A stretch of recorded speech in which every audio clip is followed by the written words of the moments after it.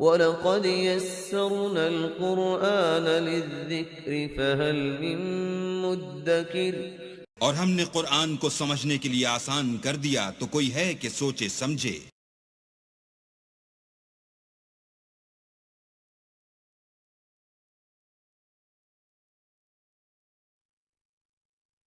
نحمده ونصلي على رسوله الكريم اما بعد فاعوذ بالله من الشیطان الرجیم بسم اللہ الرحمن الرحیم۔ جوئندہ یا بندہ، باقی میرا ایک ماضی بھی ہے۔ وہ ماضی یہ کہ میں جماعت اسلامی میں رہا ہوں 10 برس تحریک کے ساتھ، جماعت میں 3 برس اور 7 برس جمعیت طلبہ میں۔ جمعیت طلبہ میں ناظم اعلیٰ بھی رہا ہوں آل پاکستان، جبکہ یہ مشرقی اور مغربی پاکستان دونوں ایک ہی ملک تھے۔ اور جماعت اسلامی میں ایک ضلعی تنظیم کا امیر رہا ہوں، ضلع منگمری کا۔ بہرحال یہ نوٹ کر لیجئے کہ وہ میرا ماضی ہے، اس سے مجھے اختلاف ہوا تو کیوں ہوا تھا، اس پر میری پوری کتاب موجود ہے۔ کوئی بدنیتی کا الزام میں نے مولانا مودودی پر نہیں لگایا، لیکن یہ کہ اختلاف ہوا تھا کہ الیکشن کے ذریعے سے بات سامنے آ چکی ہے، ہماری یہ ساری ایکسرسائز فٹیلٹی ہے، ہمیں انقلابی طریقہ کار اختیار کرنا چاہیے۔ وہ کتاب تحریک جماعت اسلامی ایک تحقیقی مطالعہ جو میں نے 25 برس کی عمر میں لکھی تھی، اور جماعت کا رکن تھا اس وقت تک، میں نکل کر نہیں لکھی ہے میں نے۔ وہ تو جس کو نوٹ آف ڈسینٹ ہوتا ہے، پارٹی ورکر ہے، ممبر ہے، اور وہ ڈس اولیژن ہو گیا، کسی وجہ سے اختلاف ہو گیا ہے، تو اپنی رائے ظاہر کرتا ہے نا، وہ میں نے پیش کی تھی۔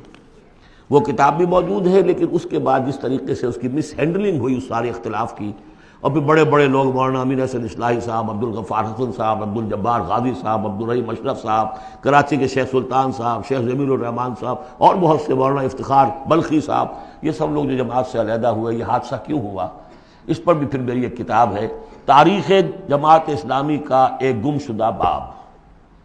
جنہیں میرے اس ماضی کو دیکھنا ہو، کچھ شکوک و شبہات تو میرے بارے میں بڑے پروپیگنڈے کر دیے گئے ہیں، اور جس کی وجہ سے حجابات سے قائم ہو چکے ہیں، لیکن اس کو دیکھنا، اسٹڈی کریں، معلوم کر لیں، دودھ کا دودھ، پانی کا پانی علیحدہ ہو جائے۔ تیسرا کام جو الحمدللہ میں اللہ کا بڑا فضل و کرم اپنے اوپر مانتے ہوئے اس کا تذکرہ کر رہا ہوں، اسے کسی درجے میں بھی کوئی خود ستائی نہ سمجھیے، بلکہ آج ہی جو آپ نے آیت پڑھی ہے فَأَمَّا بِنِعْمَةِ رَبِّكَ فَحَدِّثْ، جو بھی نعمتیں ہوئی ہوں ان کا تذکرہ کیا کرو۔ الحمدللہ کہ منہج انقلاب نبوی کے اوپر ہر اعتبار سے اس کو بالکل واضح کر کے، اور اس سے ہم نے ایک پروسیس اخذ کیا ہے۔ میں آپ سب سے کہوں گا اس کا مطالعہ کیجئے، سمجھ میں نہ آئے پھینک دیجئے اٹھا کر، کسی جگہ پر اختلاف ہو تو مجھ سے کیجئے بات۔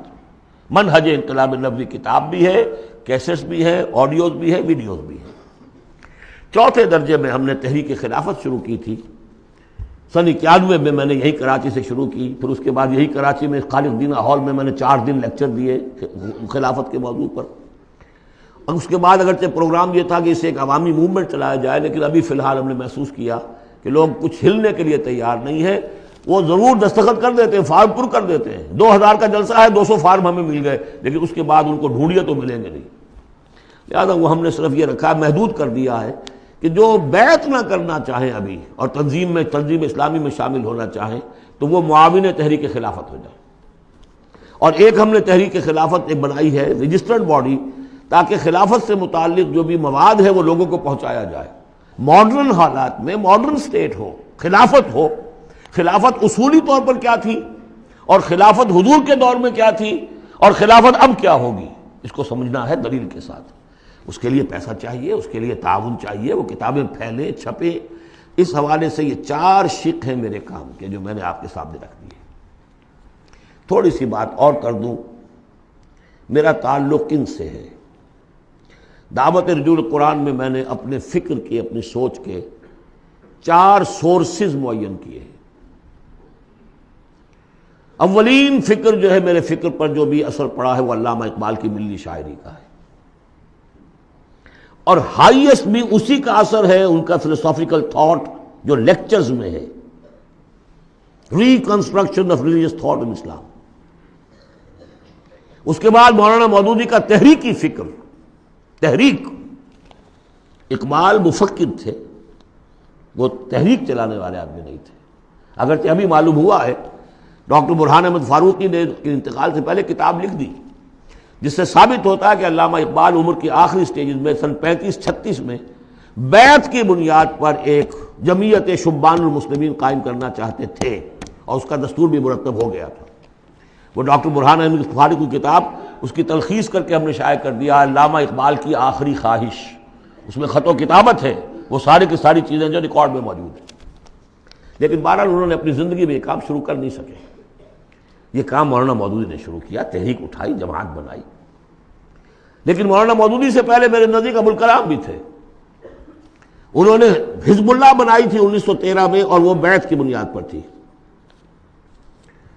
اس حوالے سے یہ میرا ایک پس منظر ہے، اور 3 اعتبارات سے پھر میں اپنا رشتہ جوڑتا ہوں شیخ الہند سے، وہ نوٹ کر لیجیے اچھی طرح۔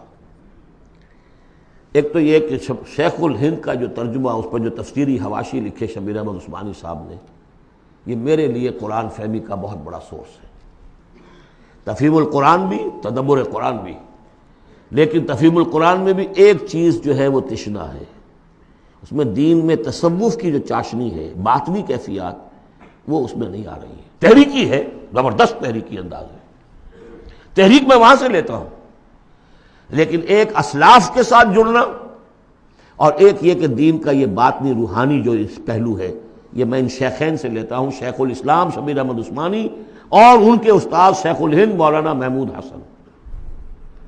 پھر ابوالکلام کو شیخ الہند نے تجویز کیا تھا 1920 میں کہ اس کے ہاتھ پر بیعت کرو اور اسے امام الہند مانو، اور مولانا مودودی بھی الجمیت کے اندر انہوں نے اپنی صحافت کا آغاز کیا تھا اسی وقت جس زمانے میں کہ شیخ الہند اس کے صدر تھے۔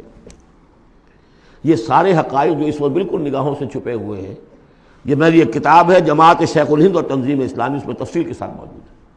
یہ میں صرف اس لیے بتا رہا ہوں کہ جس کو بھی ان 25-26 دنوں کے اندر کوئی بھی تعلق خاطر قائم ہوا ہو، جو سیریسلی سوچنے کو تیار ہو، وہ ان چیزوں کا مطالعہ کریں۔ اب آخری بات ہے، من انصاری اللہ، کون ہے میرا مددگار اللہ کی راہ میں؟ اس مدد کی کیا کیا شکلیں ہو سکتی ہیں؟ سب سے پہلے تو یہ جو میرے فکر سے متفق ہو گئے، جو طریقہ کار ان کے سامنے آیا ہے اس کو انہوں نے مان لیا، اگر وہ مجھ سے واقف بھی ہیں اور مجھ پر اعتماد بھی کر سکتے ہیں تو تاخیر نہ کریں اور بیعت کریں اور تنظیم اسلامی میں شامل ہو جائیں۔ اس بیعت کی وضاحت میں ابھی اس حدیث کی روح سے کروں گا بعد میں۔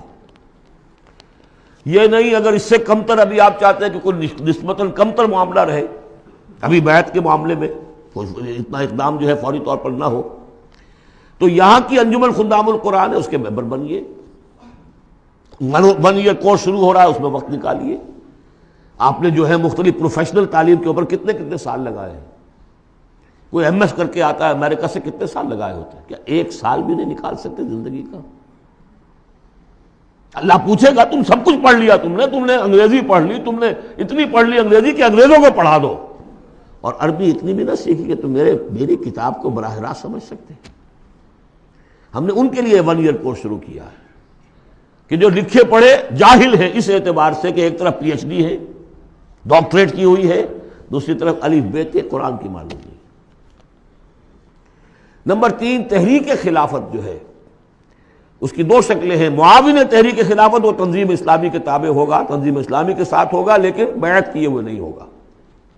جو بیعت کرتا ہے وہ رفیق کہلاتا ہے تنظیم اسلامی کا۔ اور دوسرا یہ کہ ہم نے ایک ایسی جماعت بنائی ہے جس میں کہ اس لٹریچر کو پھیلانے کے لیے ہمیں وسائل چاہیے، اس کی ممبرشپ ہے۔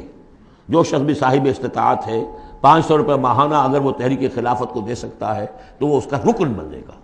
وہ ایک رجسٹرڈ باڈی ہے، اس کے سارے حساب کتاب جیسے انجمنوں کے ہوتے اس طریقے سے ہیں۔ یہ 4 شکلیں ہیں کہ جس میں آپ میرے ساتھ تعاون کر سکتے ہیں، شریک ہو سکتے ہیں درجے وار۔ میں نے وہ ساری باتیں آپ کے سامنے رکھ دی۔ اب آخر میں آپ کو بتاتا ہوں کہ جو بیعت ہوتی ہے ہماری، اس کے 3 جز ہیں۔ پہلا جز وہ ہے کہ جو ہر شخص کرتا ہی ہے مسلمان، صرف بیعت کے وقت اسے شعوری طور پر تازے کرنا ہے۔ اشہد ان لا الہ الا اللہ وحدہ لا شریک لہ واشہد ان محمدا عبدہ ورسولہ صلی اللہ علیہ وسلم۔ اسی پر تو ہماری دین کی بنیاد قائم ہے۔ لیکن تازہ کرنا کہ آج میں پھر شعوری طور پر گواہی دے رہا ہوں اللہ کے سوا کوئی معبود نہیں، وہ تنہا ہے، اس کا کوئی شریک نہیں، اور محمد اس کے بندے اور رسول ہے۔ نمبر 2، استغفر اللہ ربی من کل ذنب، میں استغفار کرتا ہوں اللہ سے اپنے تمام گناہوں کا، اے اللہ اب تک جو کچھ ہوا معاف فرما دے۔ اور نمبر 3 وَأَتُوبُ إِلَيْهِ تَوْبَةً نَصُوحًا، اور پروردگار میں تیری جناب میں توبہ کرتا ہوں خلوص دل کے ساتھ۔ یا ایھا الذین آمنوا توبوا الی اللہ توبۃ نصوحا۔ پہلا حصہ یہ ہے۔ دوسرا حصہ انی اعاہد اللہ، میں اللہ سے عہد کرتا ہوں۔ یہ اللہ سے عہد ہے، بیع و شراء اللہ کے درمیان اور بندے کے درمیان ہے۔ ان اللہ اشتری من المؤمنین انفسهم واموالهم بان لهم الجنہ، جنت اس کے پاس ہے، وہ آپ کو دے گا، آپ سے وہ جان اور مال مانگ رہا ہے۔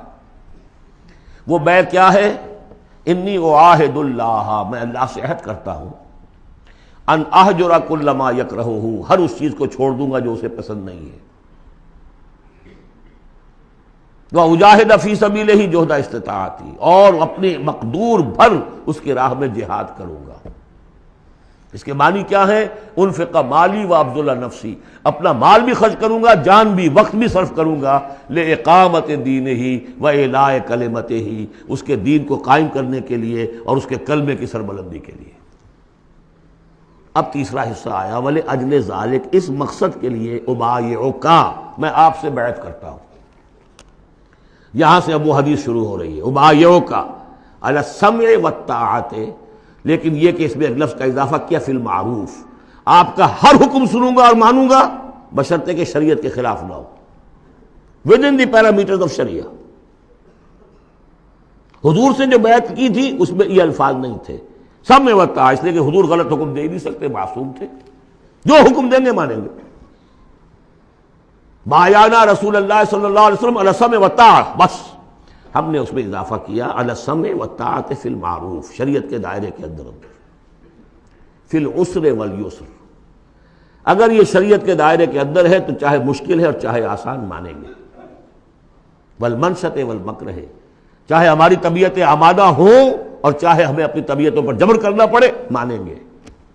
وعلی اثرۃ علینا، اور چاہے ہم پر آپ دوسروں کو ترجیح دے دیں، ہم یہ نہیں کہیں گے کہ ہم پرانے ساتھی ہیں، آپ نے نو وارد کو امیر بنا دیا، نہیں، اٹس یور پریروگیٹو، یہ آپ کا اختیار ہے، جس کو چاہے آپ بنائیں، ہم پر کسی کو ترجیح دے دیں۔ دیکھیے کس طرح باریک بینی سے جماعتی زندگی میں فتنے اٹھنے کے دروازے جو ہے سب ایک ایک کر کے حضور نے بند کیے۔ وَعَلَىٰ لَا نُنَازِلُ أَمْرَ أَهْلَهُ، اور جنہیں آپ امیر بنا دیں گے ان سے جھگڑیں گے نہیں، ان سے بھی تعاون کریں گے، ان کی اطاعت کریں گے۔ حضور نے فرمایا من اطاعنی فقد اطاع اللہ ومن عصانی فقد عصى اللہ، جس نے میری اطاعت کی اس نے اللہ کی اطاعت کی، اور جس نے میری نافرمانی کی اس نے اللہ کی نافرمانی کی۔ ومن اطاع امیری فقد اطاعنی ومن عصى امیری فقد عصانی، جس نے میرے مقرر کردہ امیر کی اطاعت کی اس نے میری اطاعت کی، اور جس نے میرے معین کردہ امیر کی مخالفت کی یا اس کی نافرمانی کی اس نے میری نافرمانی کی۔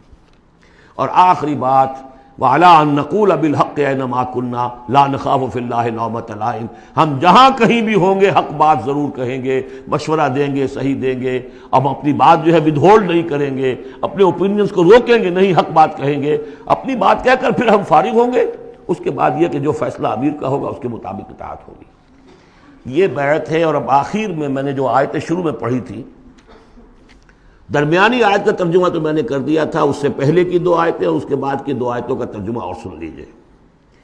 یہ پکار جو آج آپ کے سامنے آئی ہے اس کے اس حوالے سے سنیے، یا ایھا الذین آمنوا استجیبوا للہ وللرسول اذا دعاکم لما یحییکم، اہل ایمان لبیک کہو اللہ اور اس کے رسول کی پکار پر جبکہ وہ تمہیں پکاریں جس چیز کے کہ تمہیں زندگی ملے گی۔ بظاہر موت نظر آتی ہے غزوہ بدر سے پہلے، لیکن اس سے زندگی مل رہی ہے۔ وَاعْلَمُوا أَنَّ اللَّهَ يَحُولُ بَيْنَ الْمَرْءِ وَقَلْبِهِ، اور اگر حق کے واضح ہو جانے کے بعد انسان اسے قبول نہ کرے تو ایک وقت آتا ہے اللہ حائل ہو جاتا ہے بندے کے اور اس کے دل کے درمیان، وَأَنَّهُ إِلَيْهِ تُحْشَرُونَ، اور پھر اسی کی طرف تم جمع کر دیے جاؤ گے۔ وَاتَّقُوا فِتْنَةً لَا تُصِيبَنَّ الَّذِينَ ظَلَمُوا مِنكُمْ خَاصَّةً، اور ڈرو اس عذاب سے، اس فتنے سے جب آئے گا تو صرف گناہ گاروں کو لپیٹ میں نہیں لے گا، گندم کے ساتھ بھس نہیں پسے گا، گل بھی پسے گا۔ وَاعْلَمُوا أَنَّ اللَّهَ شَدِيدُ الْعِقَابِ، اور جان لو اللہ سزا دینے میں بہت سخت ہے۔ پھر وہ آیت آئی تھی وَاذْكُرُوا، ذرا یاد کرو، إِذْ أَنْتُمْ قَلِيلٌ مُسْتَضْعَفُونَ فِي الْأَرْضِ تَخَافُونَ أَن يَتَخَطَّفَكُمُ النَّاسُ فَآوَاكُمْ وَأَيَّدَكُمْ بِنَصْرِهِ وَرَزَقَكُم مِّنَ الطَّيِّبَاتِ لَعَلَّكُمْ تَشْكُرُونَ۔ اور اس کے بعد کی 2 آیات، یا ایھا الذین آمنوا لا تخونوا اللہ والرسول، اللہ اور اس کے رسول سے خیانت مت کرو، جو وعدہ کیا ہے سمعنا وأطعنا اس کو پورا کرو۔ وَتَخُونُوا أَمَانَاتِكُمْ اپنی امانتوں کے اندر بھی خیانت نہ کرو۔ اور جان لیجئے ہمارے پاس یہ پاکستان سلطنت خدا داد سب سے بڑی امانت ہے اس وقت۔ وَاعْلَمُوا أَنَّمَا أَمْوَالُكُمْ وَأَوْلَادُكُمْ فِتْنَةٌ، اور جان لو تمہیں یہی ڈر ہے، اولاد اور مال صرف یہی روکتے ہیں، یہی بیڑیاں پڑی ہیں۔ وَاعْلَمُوا أَنَّمَا أَمْوَالُكُمْ وَأَوْلَادُكُمْ فِتْنَةٌ، جان لو کہ تمہارے اموال اور اولاد تمہارے لیے فتنہ ہے۔ وَأَنَّ اللَّهَ عِندَهُ أَجْرٌ عَظِيمٌ، اور یقیناً اللہ ہی کے پاس اجر عظیم ہے۔ بارک اللہ لی ولکم فی القرآن العظیم ونفعنی وإیاکم بالآیات والذکر الحکیم۔